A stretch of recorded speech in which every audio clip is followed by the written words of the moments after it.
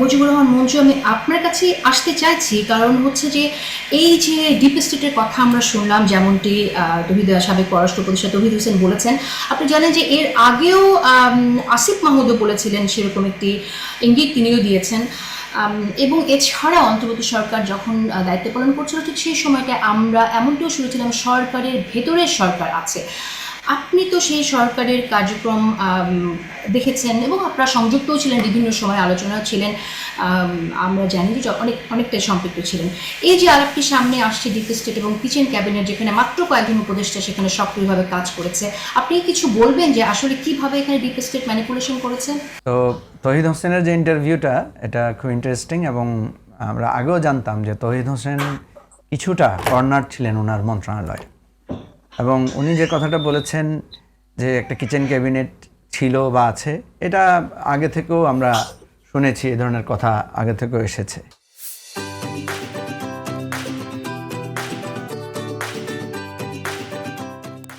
এটা প্রত্যেক জায়গাতেই একটা কিচেন ক্যাবিনেট বা কিচেন টিম থাকে, দলে থাকে, বিভিন্ন সরকারে থাকে, এ ধরনের কথা আমরা জানি। কিন্তু স্পষ্টভাবে এটার কোনো ফরমেশন আমাদের জানা নাই। যদিও আজকে দেখলাম বেশ কয়েক জায়গায় 7-8 জন বা 6 জন উপদেষ্টা, সাবেক উপদেষ্টাকে নিয়ে কিচেন ক্যাবিনেট দেখানো হয়েছে। দেখেন, এই সরকারের যে একটা নিয়ন্ত্রণ নাই, এই সরকার যে একটা কর্তৃত্ব কম ছিল, সেই বিষয়টা কিন্তু আমরা তাৎক্ষণিকভাবে তখনও বারবার বলেছি। আপনার তো মনে থাকার কথা যে সেনা প্রধান ওই সময়ে কিন্তু কিছু কথা বলেছেন পাবলিকলি। যেমন উনি বলেছেন যে সেনাবাহিনীর লোকেরা বিরক্ত হয়ে যাচ্ছেন, 18 মাসের একটা টাইম ফ্রেম উনি দিয়েছিলেন, এবং উনি নির্বাচনটা ইনক্লুসিভ হোক, এই সমস্ত বিষয় চেয়েছিলেন বা বলেছিলেন ওনার কথাবার্তায়। তখন কিন্তু এগুলো নিয়ে প্রচুর আলাপ আলোচনা হয়েছিল। এর বাইরে যে কথাগুলো বারবার আসছিল, যেমন আমি খোলামেলাভাবে বলি আপনাকে, প্রথম আমরা দেখেছি জনাব আসিফ নজরুলের খুব প্রভাব ছিল এই সরকারের মধ্যে।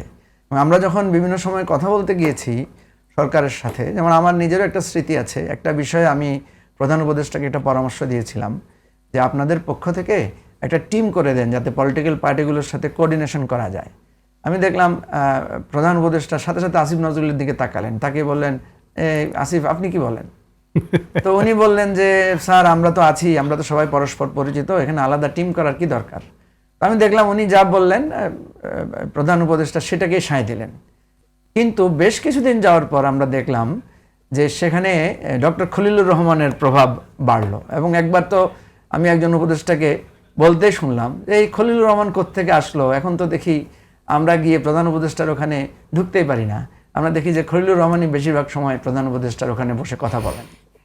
তো একটা সরকারের মধ্যে এই ধরনের সমস্যাগুলো থাকতেই পারে, এই ধরনের আলোচনা গুরুত্বপূর্ণ, কেউ বেশি কেউ কম, এই বিষয়গুলো থাকে।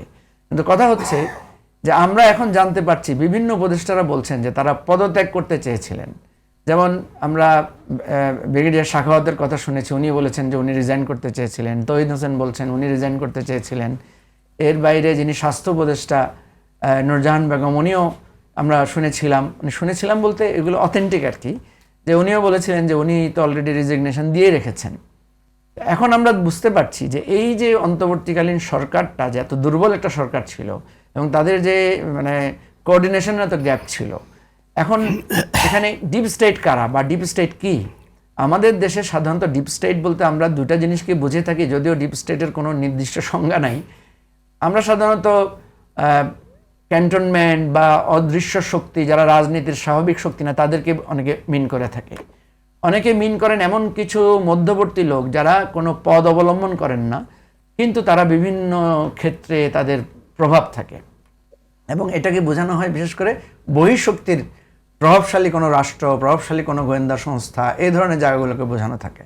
আমার যেটা মনে হয় যে প্রফেসর ইউনূস উনি অ্যাকচুয়ালি ওনার যেই রাষ্ট্র পরিচালনার বা শাসন ক্ষমতা পরিচালনার যে পদক্ষেপটা ছিল, উনি একবার এক একজনকে গুরুত্ব দিয়েছেন বা একবার এক এক দিকে হেলে পড়েছেন। আমরা যেটা দেখেছি প্রথম দিকে উনি রাজনৈতিক দলগুলোকে বেশি গুরুত্ব দেন নাই, এবং এটা আমার কাছে মনে হয় যে প্রফেসর আসিফ নজরুলের এখানে একটা প্রভাব ছিল। উনি হয়তো ওনাকে বুঝিয়েছেন যে বেশি রাজনৈতিক দলদেরকে বেশি গুরুত্ব দিলে, পাত্তা দিলে অসুবিধা আছে।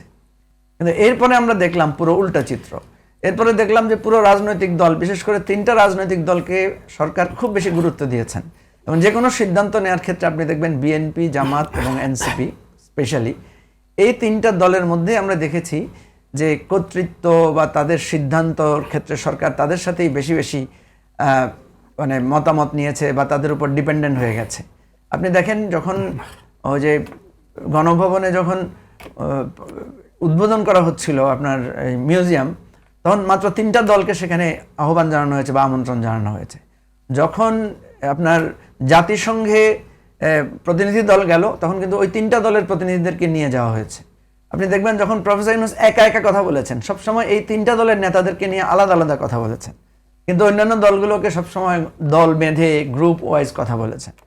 তো একটা সময় দেখা গেল যে রাজনৈতিক দলগুলো, বিশেষ করে লন্ডনে ঘুরে আসার পর থেকে তো আমরা দেখলাম যে মানে উনি বিশেষ করে বিএনপির মতামতের বাইরে যেতে পারছেন না বা যাচ্ছেন না। এবং ফাইনালি আমরা যেটা দেখলাম, জনাব তারেক রহমান যখন দেশে ফিরলেন, এখন মাননীয় প্রধানমন্ত্রী, ওনার প্রটোকল, ওনার সিকিউরিটি, তারপরে ওনাকে দিনে দিনে ওনার ভোটার আইডি কার্ড তৈরি করা, এই সমস্ত বিষয়ে আমরা দেখলাম যে সরকার স্পেশালি বিএনপিকে বেশি গুরুত্ব দিচ্ছে এবং বিএনপির সিদ্ধান্তের বা বিএনপির মতামতের বাইরে কোনো কিছুতে যায় না। সরকার কয়েকটা পদক্ষেপ নিয়েছিল, আমি আপনাকে বলি স্পেসিফিক্যালি। যেমন সরকার একটা পদক্ষেপ নিতে চেয়েছিল যে স্থানীয় সরকার নির্বাচন করার জন্য, এটা কিন্তু বিএনপি বাধা দিয়েছে বা বিএনপি নিষেধ করেছে, দেখে এটা হয় নাই।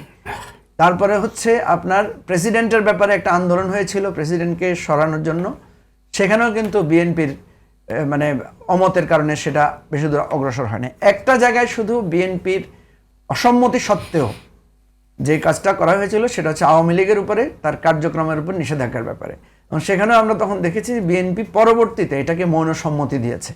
সার্বিকভাবে আমি যেটা মনে করি যে এখানে এই প্রফেসর ইউনূসের যে সরকার, এই সরকারটা রিয়েলি একটা কর্তৃত্ব এবং তাদের যে নিয়ন্ত্রণ থাকার কথা সেটা ছিল না। এবং আপনি দেখেছেন যে বিভিন্ন সময় আমরা দেখেছি যে যমুনা, যেটা ওনার কার্যালয় ছিল, সেখানে ঘেরাও হয়েছে, সচিবালয় ভেঙে মানুষ ঢুকে গেছে, তারপরে বিভিন্ন জায়গায় আন্দোলন, উপদেষ্টাদেরকে তো বিভিন্ন জায়গায় ঘেরাও করে তাদের গাড়ি আটকে দেওয়ার মতো ঘটনা ঘটেছে। আপনার উত্তরায় যখন অগ্নিকাণ্ড ঘটলো যে মাইলস্টোন স্কুল বা কলেজে, সেখানে তো আমরা দেখলাম যে উপদেষ্টারা আটকাই পড়েছিলেন।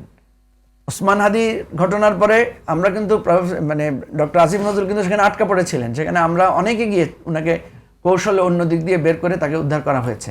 তো এই ধরনের জায়গায় বহু জায়গায় দেখা গেছে যে সরকারের নেতৃত্ব কর্তৃত্ব অনেকভাবে সেটা মানে ক্ষতি হয়েছে, দুর্বলতা তৈরি হয়েছে, এবং এখন হয়তো সামনে আরও অনেক তথ্য আমরা জানতে পারবো।